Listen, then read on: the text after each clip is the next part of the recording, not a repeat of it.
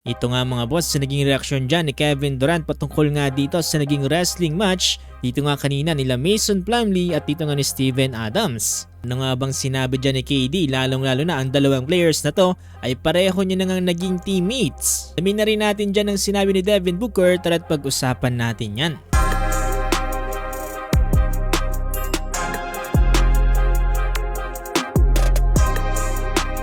So kanina nga ay naganap ang laban dito nga ng Phoenix Suns kontra nga dito sa Houston Rockets. At dito nga ay tinalo ng Rockets etong Suns sa final score na 111-104. At ito nga yung nanguna dito para sa Rockets etong si Jalen Green with 29 points na sinusundan dito ni Alperen Sengun with 20 points. Para naman dito sa Phoenix Suns, 25 points para kay Bradley Beal. Mayroon naman tig 19 points dito nga si Devin Booker at ito nga si KD. Medyo nag-aalanganin ngayon dito ang Phoenix Suns dahil kinakailangan nga nila ng pagkapanalo para nga makapasok dito sa play-in dahil ahead lamang sa kanila ng 3 panalo etong ang Dallas Mavericks. Pero dito nga sa naging laban na to ay meron ngang hindi inaasahan na pangyayari dito nga sa sentro ng magkabilang panig at ito nga walang iba kung hindi itong si Mason Plumlee at itong si Steven Adams. Explain ko lang na mabilisan dahil nag-upload na tayo ng video patungkol dito kanina. Nagkaroon nga ng alitan etong si Steven Adams at itong si Mason Plumlee na kung saan nauwi sa pagtutulakan, pagsikuhan at ito nga nag-wrestling pa. Ang lahat ng yan ay nagsimula dito nga sa pag-aagawa nila ng rebound.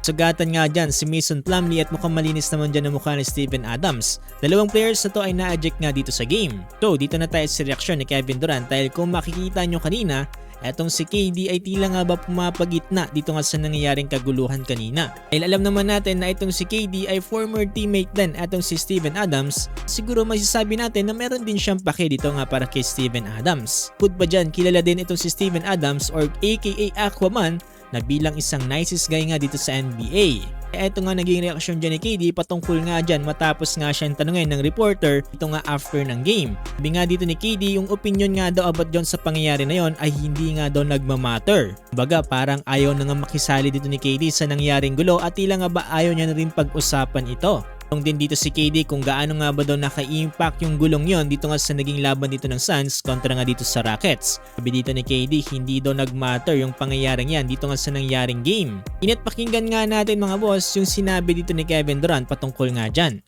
Ejection from both guys. My opinion on that does not matter. How much do you think that impacted the game itself? None at all. I don't believe it made any impact on the game at all. Gaya dito ni Kevin Durant atong si Devin Booker mukhang hati rin ang opinion patungkol nga dyan sa nangyari. And kay Book mukhang sinubukan nga lang daw i-pick dito ni Steven Adams atong si Plumlee at itong si Mason Plumlee ay nagkataon lang naman daw na sa ibabaw dito nga ni Steven Adams. Maski itong si D-Book ay kilala itong si Steven Adams na hindi nga takaw gulo. Well, anong masasabi niyo patungkol dito mga boss no? An ejection for both guys. I mean, obviously I'm biased, but I feel like Steve tried to pick him up and slam him, and Mason happened to just be on top of him.